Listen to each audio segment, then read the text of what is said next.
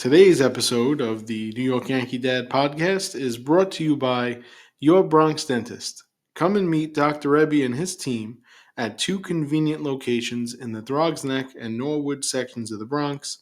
Schedule your appointment online at yourbronxdentist.com. So, happy Friday, everybody. Episode 17 of the NY Yankee Dad podcast. We're going to talk about the past two series against Pittsburgh and the Detroit Tigers, the road trip. The Yankees went 3-3 on the road trip. They took the series against Pittsburgh and avoided the sweep with the Detroit Tigers on Wednesday. It was a cold and chilly Detroit. Going to be pretty much the same thing here this weekend with the Giants coming in town tonight, and rainy and chilly. But to talk about the last two series now. So the Yankees outscored the Pirates 23-10, and they were outscored by the Tigers 14-6. So the first game of that series, of the Pirates series, Yankees beat the Pirates 9-4. Max Fried earned the win over over over Keller, and the Yankees also won 10-4. Mark Leiter Jr. got the win on that one over Bailey Falter. Marcus Stroman started that game. The game on Sunday, Yankees were walked off by Tommy Pham. That was a 5-4 loss in 11. And against the Tigers, it was a real. Yankees had three pitchers, three of the Tigers' top starting pitchers on the slate. It was Casey Mize, Tarek Skubal, and Jack Flaherty on Wednesday. But Yankees did wind up avoiding the sweep. Carlos Rodon and the Yanks lost the first game 6-2. Shutout. Tarek Skubal shut them out. The second game, he pitched a real nice game. It was 5-0 Detroit. And on Wednesday had the off day yesterday. Yankees won 4-3.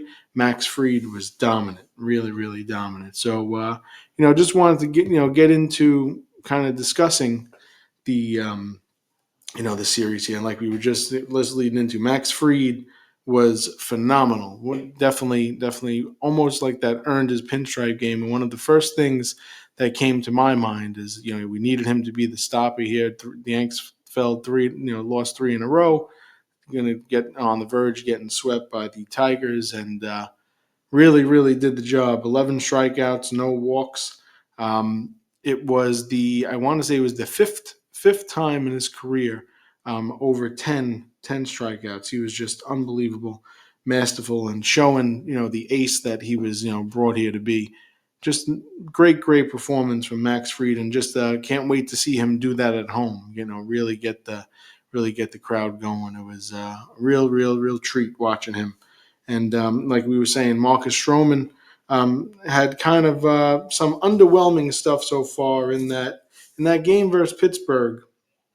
The whole theme for a few games back to back there was the trouble in the fourth inning. Now Stroman couldn't really underwhelming stuff so far. On the bottom of the fourth, solidified, like I said, he has an ERA now of 7.27. And just something needs to change going forward. Tonight we'll see what he got. It's going to be cold, rainy, but he had those back-to-back walks against Pittsburgh, and it's just the walks always come back to get you. And even with Rodon's start, Rodon really seemed all pumped up against Detroit. He might have been a little too pumped up, but again, the back-to-back walks.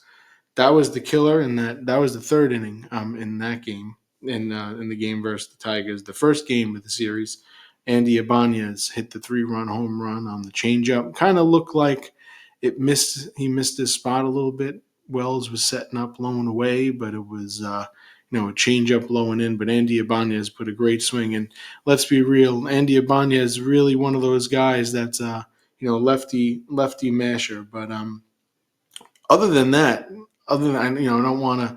I'm not going to say like Aaron Boone said, saying how in his post game presser over there, and he said that Rodon looked great. Now I wouldn't. He looked okay. I wouldn't say he looked great. The back-to-back walks, but after the home run, he retired. I want to say it was 10 straight into the and he really ate some innings there into the sixth inning, 103 pitches. But other than Max Fried here, the starting pitches have all in all been pretty much underwhelming. And like we said, something needs to change. I mean, but Rodon really salvaged his start. He gave up 5 earned runs, um, going through 6 innings. Now the Yankees didn't have the pitching staff didn't have a quality start until Max Fried, his start on Wednesday. So like we said, the way the pitching staff has been struggling here. Um, Same thing with Will Warren. No, he's 0-0, ERA over 6, but he had some trouble in his start in the third and fourth innings of the outing. It looked like his velocity seemed to be down a little bit, but the last start, the fastball was around like 92, 93. And I really want to point out this this series. We'll get into the relievers how all in all I think they were good, but the game Will Warren start. It was on Sunday when the Yankees got walked off by the Pirates. Where the Pirates took that series, but Warren had some trouble in the third and fourth innings. It was the walks, some hits. He seemed like he was getting hit a little hard, but hopefully he can change that tune. This series, with the San Francisco Giants, because he does have one more option. Really don't want to see them send him down, but it's kind of iffy right now because it's the way the pitches all in all perform. Other than Max Fried, same thing. Carlos Carrasco. It was a really nice story out of spring training, but we know what spring training stats mean. We talk about it all the time. But Carrasco is a real nice story, but he followed the recent trend of troubles early in the game. This past series with Detroit, Spencer Torkelson had a nice game against him. So the whole Detroit lineup had a good day against Carlos Rodon. They had the three solo shots, three solo shots. Torkelson had a ground rule double. Also, one of the homers. Colt Keith singled after that ground rule double. It was followed by a McKinstry sac fly. That was 1-0. And then the three solo shots that he gave up in the fourth with Spencer Torkelson, Zach McKinstry, and their catcher Dylan Dingler. So and also that game Ryan Yarbrough came in. He gave up a solo shot too. So to get to the relievers, I was mentioning it. This the past two series now. So the relievers didn't give up an earned run. It was the first game of the road trip of the Yankees wound up winning anyway.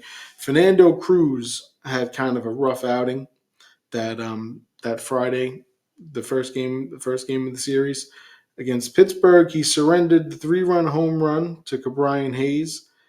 He did redeem himself the next game in the 10-4 win, but Brett Hedrick, who got sent down, Devin Williams, Tim Hill, Mark Leiter Jr., Ryan Yarbrough, Yohendris Gomez, all of them did not allow an earned run in Pittsburgh. The run that Devin Williams surrendered in that walk-off win, that was it was the ghost runner that you saw. We joked about. I mean, it was me with the girls joking. They always ask what the ghost runner is. It was the Rob Manfred ghost runner, but always make a joke saying the ghost runner is spooky. Ooh, the spooky ghost runner, but they get a kick out of it. So, but the Yankees, those guys, they were the only one, no earned runs given up. It was just the 3-run home run by Fernando Cruz and the Ryan Yarbrough Ryan Yarbrough homer to Kerry Carpenter, which was one of the earned runs, and the Devin Williams, little bit of the Devin Williams meltdown in the last game with the 4-0 lead. He came in getting some work, but in Detroit we saw Adam Ottavino again, who was came back, DFA'd, came back again, and then again designated for assignment. But Adam Ottavino filled in till Ian Hamilton filled in pretty nicely till Ian Hamilton came back, who also had a nice appearance. But Ottavino, Tim Hill, Ian Hamilton, Fernando Cruz, Luke Weaver, Mark Leiter Jr. all followed that trend of no earned runs out of the bullpen in the series against Detroit. Like we said, Ryan Yarbrough gave up the solo home run to Kerry Carpenter, and Devin Williams' troubles in that ninth, almost spoiling Fried's magnificent performance. But Devin, a lot, you see now a lot of, a lot of people kind of jumping on Devin Williams, and yeah, it's very very easy to do so now. He was on the paternity list. Um, I agree a little bit to what Booney said, where it's early, and if you look at Devin Williams' career splits and stats, it does show that he does tend to take a little bit of time to get into the groove a little bit, but he's been struggling. He's been struggling here, but I think he will over time with some more work. Like we said, he was away for a few games on the paternity list and just only 4 appearances, but in those 4 appearances, a run has been allowed to score. At least one run has been allowed to score, counting that ghost runner. He did have one nice the one nice outing in Pittsburgh, but all in all, little concerning with the closer right now, but he should be all right. I'd give it a couple more, outings, and a real blown save. Closers are quirky. Sometimes coming in with a 4-run lead, he probably had just the mindset. I'm just assuming he probably just had the mindset of getting work in, but almost blowing a 4-run lead. You can't allow that. That definitely can't happen. Mark Leiter came in 2 pitches, got the save, and shut it down. Saving salvaging the series there, and just no errors committed by the Yankees the series against Pittsburgh, but there was one the second game against Detroit. Oswaldo Cabrera had the error at third, which resulted in a run. Cole Keith later scored on that Malloy 2-run RBI single he had in that second game versus Detroit. But that was the only real mishap for the Yanks, and there was the out, the stolen base call that was reversed in the Yankees' favor. So that was pretty good. Kind of cleaning up with the fielding errors. Because the past series we've had a lot of them, but there was that little blip from Ben Rice. He had the wasn't in the field; it was on the base pad. So I do want to put that in here with errors. Kind of still an error. When he had that triple, he got picked off at third with one out by Casey Mize, and Judge was up, so that's why it was could have been a different story there, but can't be getting picked off. Definitely can't be getting picked off on third, with one out. So just to some good news here now. Good news on the injury front. Last night, Clark Schmidt threw 4 scoreless innings, 3 hits, 4 strikeouts, all of the caught looking variety. Last night with the Somerset Patriots, he should be clear to rejoin the rotation. They were saying originally it was reported April 15th or 16th against the Kansas City Royals. So Clark looked good in both of his rehab starts. And DJ LeMayu is expected to begin a rehab assignment this weekend for his left calf strain. They said that he could be returning, late this month, early May. So guys, girls, everybody, it seems to me that's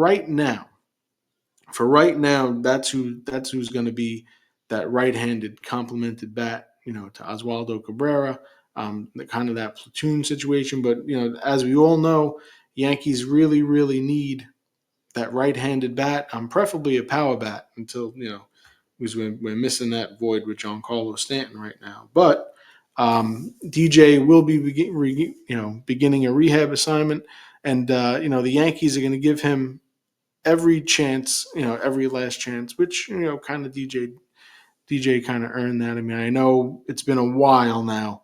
It's really been, seems like a long time since we've, seen DJ play some quality baseball, but the Yankees are going to give him one more shot. It's still early enough in the season, I think, where, you can come back, see what he can do. We've seen in the past DJ has gone on rehab assignments, and let's not hope that he doesn't have any setbacks here. But these are things that are a possibility, and things that have happened in the past with him. But hopefully DJ can come back here, because we need that right-handed bat. So maybe DJ LeMahieu could be that. It's a long shot, but just maybe. I mean, it's early enough in the season where if he can't do it, the Yankees can still bring someone in here, and to fill that void. But they are going to give DJ LeMahieu that one last swing at it, and his rehab assignment starting this weekend. We don't know yet if it's going to be with Somerset or Scranton, Double A or Triple A, but he was with the team in Detroit. He's from the Detroit area, and he was with the team in Detroit. Giancarlo Stanton has been hitting off the high velocity traject machine after 3 rounds of those PRP injections in his elbow. Um, right now, they still haven't heard anything different. We've been told there was a possible May return around Memorial Day. So hopefully Big G can come back sooner rather than later, because we need that right-handed bat. And Jonathan Loizaga did throw a bullpen recently in Somerset. Booney was talking about in one of his press conference after the game, his media availability after the game, talking about how Loizaga's bullpens have looked electric, and same thing for him. Could be like a May May June return. So we're looking forward to Jonathan Loizaga coming back, and yeah, that was with the injury news and notes. So it's nice to hear some good news, for a change. Clark looked really, really good, and in his rehab start, you saw the video. I shared some of them on my X and Instagram story. The highlights the Somerset Patriots put up. Just the only real concern that I have, with Clark coming back, we know his stuff is great. It's just we need that length, from the starting rotation, and the Yankees really haven't had that. Just earning the quality start the last game on Max Fried's masterful performance. Um, Rodon pitched into the 6th inning, but he did give up the 5 earned runs, so that doesn't qualify for the quality start, which is at least 6 innings with 3 earned runs or less. And the Yankees were the only team to not do that, and they really were the only team to not do that, and it's kind of unfortunate, but that got out of the way. So hopefully the tune could change for the Yanks, and really hopefully the tune can change for them with the pitching. And Max Fried set the tone, had the off day to get that kind of reset, which I was talking about this morning while we were having breakfast. Just that off day is always good for that reset, because it's turning the page, getting that new leaf going, and hopefully the Yankees can just get some more length here. Would really love to see when Clark comes back. It might take time for him to build up a little bit, but get rid of that bugaboo with the third go round in the order, and maybe be able to pitch into the fifth, sixth innings, because we know Clark's stuff is filthy. It's just we haven't seen that length, and from any of the starting pitchers this season, this young season so far, except for Max Fried. And just to just to point out, before we get into the next series against the San Francisco Giants, who are coming in real hot. Just I pointed out um, some a few little things here that the past two series that the lineup did, good and bad. Uh, Captain Aaron Judge joined an elite company. For a list of Yankees for 20 plus RBIs in the team's first 12 games. So Judge joined in that list for Yankee players to have 20 plus RBIs in the first 12 games. Aaron Judge, he did it this season, 2025. Alex Rodriguez in 2007, um, a great personal year for him. That was his MVP, one of his MVP seasons. Lou Gehrig did it in 1927. That was the Murderers Row Yankees, and his teammate Babe Ruth did the same in 1926. So Judgy joining some elite company, and just by watching the games, you see him, how special Aaron Judge is. It's just we know that one thing we want to see him do it in the playoffs, but you know what? The time will come. It will definitely come. But what he's doing, we really got to appreciate what he's doing in the regular season here, because these numbers are outstanding, and you can just see Judge. Judge is definitely the cream of the crop, and just enjoy what he's doing here. This is not normal. You see a guy with talent like this, and just we all know the best is yet to come. Uh, Paul Goldschmidt stayed real hot. Now, little fun fact. Excuse me, just sip of water here. Little fun fact about Goldie, stayed real hot. The only game he did not record multiple hits in the road trip was that Sunday walk-off loss against Pittsburgh. But he stayed real hot, multiple hits in every game, but that walk-off loss. And he's been batting leadoff, clean up. Goldie's just been doing his thing, mashing, turning back the clock, and really like to see more of this. And in the other direction, Jazz. And I know you guys may or may not have saw my story, but Jazz actually saw the story and DM me. I saw and kind of called me an idiot. We made a mention in our video, but it's all love, Jazz. You're one of our favorites. I really hope. I doubt you're listening, but if you are, or if this gets to you, I forgive you, and I forgive you for calling me an idiot. But we love you, Jazz, and we really want to see you jump out. Maybe some home cooking this weekend. You can do it, but he's been 2 for 26, 1 run, 1 RBI, a walk, 14 strikeouts. His in the last road trip. But he did have 3 stolen bases, but it's the strikeouts really bad as of late. I mentioned the other day, with the bop at the top, putting him at least, up at the top of the order. They haven't done that just yet. Maybe it could help him bust out. But Ben Rice has really been getting the job done, doing his thing. Great at bats. So Benny Bop leading off even against right-handers. We've seen him hit lefties. That home run he hit, there was the lefty off Tyler Holton. Just a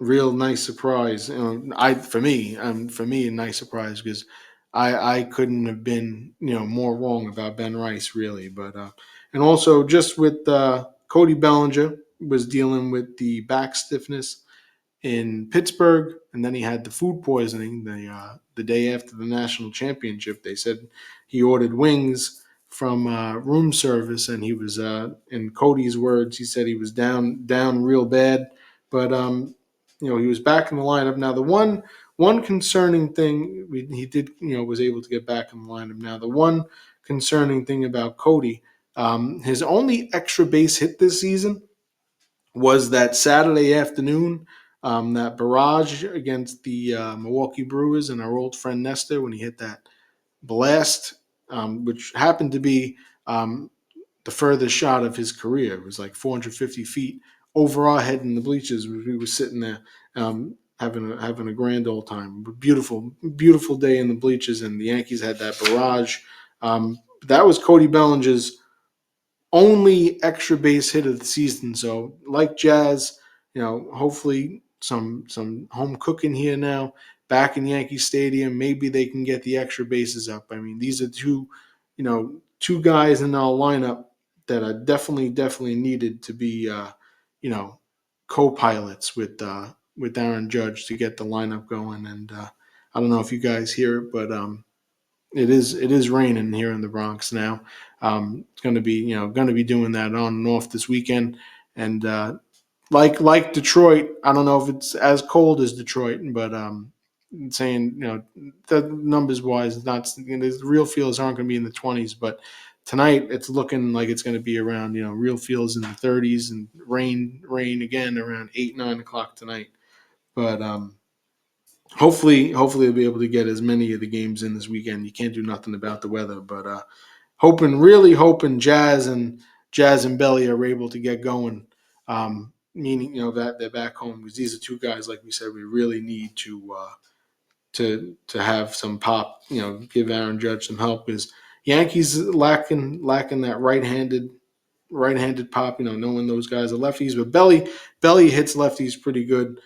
Just some more extra base hits, only that one extra base hit, and Jazz just got to cut down with the strikeouts, get some better good at bats, and just really got to see Jazz get going. And that right-handed compliment bat, we're still waiting for it. Could it be DJ LeMahieu? They're going to give him that last shot, which you can argue yes or no, maybe he deserves it, but it's hard. It's hard to convince a lot of us fans here from what we've seen that DJ is going to be able to do it. But at the end of the day, we do root for the Yankees, and we want them to do it. And the Yankees are going to give them a shot. So whether we like it or not, they're going to do it. We're going to see him out there when he's available and healthy, and we're going to root for him, because it's not like we're rooting against DJ LeMahieu. So when he's out on that field, shouldn't be rooting against him at all. But it's if it's not going to be him, it's going to be somebody, and they will make a move if need be. They always do. So with the upcoming series coming up, Marcus Stroman versus former Cy Young winner Robbie Ray. Now, Robbie Ray is 2-0 on the year with a 3.18 ERA. Marcus Stroman 0-0 with a 7.27 ERA. That game tonight's on 7:05.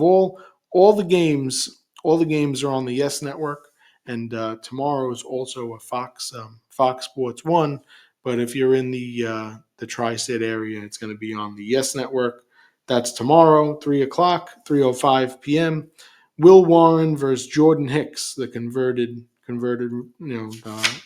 starter from reliever, formerly of the St. Louis Cardinals. Now, Jordan Hicks, all three of these pitches got nasty stuff. But Jordan Hicks, the right-hander, got that sinker, the hard thrower, and we're looking just for some length from Will Warren, because personally, and I know a lot of other fans feel this way, we don't want this to be the last start we see of Willie, because we know he has that one more option that they can send him down. So Clark Schmidt's going to be coming back soon. So like to see something out of Will Warren, because it's been he's been okay, but he needs to show a little bit more.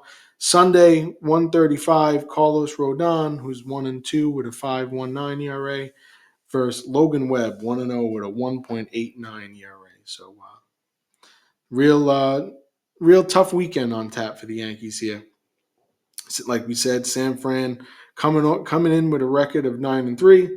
They started off by taking a series versus Cincinnati, the opening weekend, and they just lost the series at home versus Cincy. They were able to salvage that series by a Mike Yastrzemski walk-off. Carl Yastrzemski's grandson had a walk-off on Wednesday.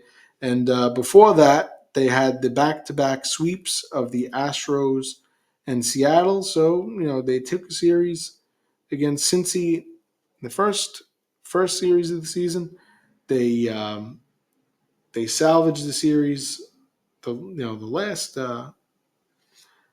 last series against them, which was their last three games, and then in between that, they had sweeps of Houston and the Houston Astros and Seattle Mariners. That's how they get that 9-3 record.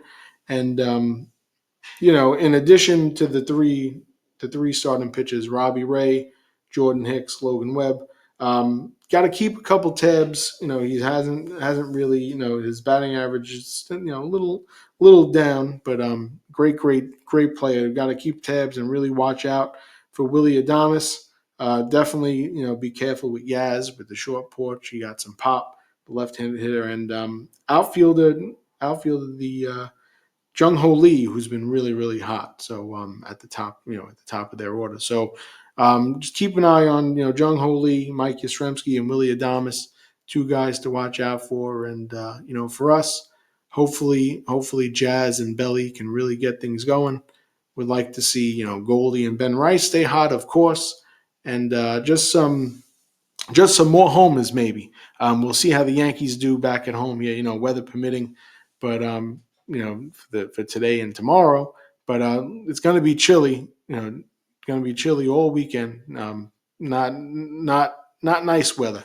In the 40s, it's going to feel a little colder than that. And just I say some more extra base hits and some homers because after that barrage, the Yankees made history here. They were leading Major League Baseball with 26 home runs, and then they went on a 4-game stretch now with no homers. So Ben Rice broke them out of that. But so we'll see how they do at home with all the talk of the torpedo bat. So let's see how this fares out here. I mean, really see what happens now that they're back home. But Yankees taking on the Giants tonight, and just enjoy your weekend. Have a great day, everyone. It's this is episode 17 of the podcast. I hope you enjoyed it. Have a great day. God bless. And as always, go Yankees. I'll talk to you guys. Enjoy the series. Enjoy the ball games. Have a good one.